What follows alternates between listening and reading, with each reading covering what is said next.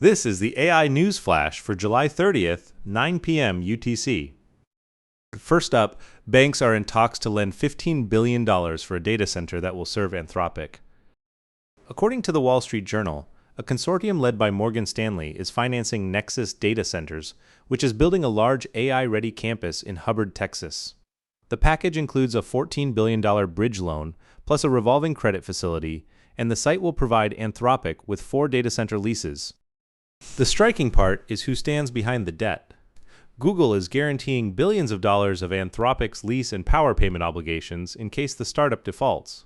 In return, Google is expected to take an equity stake of roughly 20% in the data center and power project. The campus will have its own natural gas plant capable of generating 1.6 gigawatts. Anthropic plans to fill it with tensor processing units co-designed by Google and Broadcom, funded through a separate vendor financing deal with Broadcom. AI model companies are now building capacity on the credit strength of cloud giants. Next, Amazon reported second quarter results, with cloud unit AWS growing 37% year over year. AWS revenue reached $42.23 billion, well above the 31% growth analysts expected. That is the fastest expansion since 2021, accelerating from 28% in the first quarter. AWS operating income came in at $16.62 billion. Its artificial intelligence business and its in-house chips unit each passed $25 billion in annualized revenue, more than doubling from a year ago. Chief Executive Andy Jassy described AWS as booming. For the current quarter, Amazon guided to revenue of $197 to $202 billion, with operating income between $22.5 and $26.5 billion. Capital spending for 2026 is planned at $200 billion, though Bank of America expects $210 billion given rising memory costs. The stock rose 5.2%. Third, Simile, which builds AI digital twins that simulate human behavior, raised $200 million in a Series B. The round values the company at $2 billion post-money. Its core model was built from 2-hour interviews with 1,000 representative people, then validated by testing its responses against fresh answers from human panelists.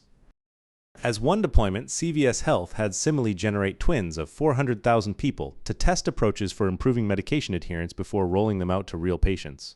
The company says its goal is to simulate all 8 billion people on Earth. The new capital will fund a confidence model that predicts how accurate each individual simulation is. As the company puts it, the bottleneck has moved upstream. The hard question is no longer whether you can create something, but what to create, for whom, and how to bring it to life. Fourth, China's DeepSeek is developing a massive AI data center in Inner Mongolia. Bloomberg reports, citing people familiar with the matter, that the Hangzhou-based company is looking to add 1 gigawatt worth of compute in Ulankab, about 350 kilometers northwest of Beijing. The approach is two-track. DeepSeek aims to build its own new facility while also leasing additional capacity from other companies. A third-party compilation of local government approvals shows more than a dozen firms have projects planned in that city. DeepSeek has already shown it can compete with the leading models from Silicon Valley. Now it is moving to own the compute underneath them. The model race is turning into a race for power and land. And finally, LinkedIn has added a button that lets users report low-quality AI-generated posts. Introduced on July 30th, the option sits under the 3-dot menu on individual posts and reads, "Seems like AI slop. Flagged posts get reduced algorithmic reach, similar to marking a post as not interested." Those clicks feed LinkedIn's detection models, training the platform to identify and suppress low-quality AI content at scale. Research from Pengram Labs found that 41% of long-form LinkedIn posts and 30% of short-form posts were likely machine-generated.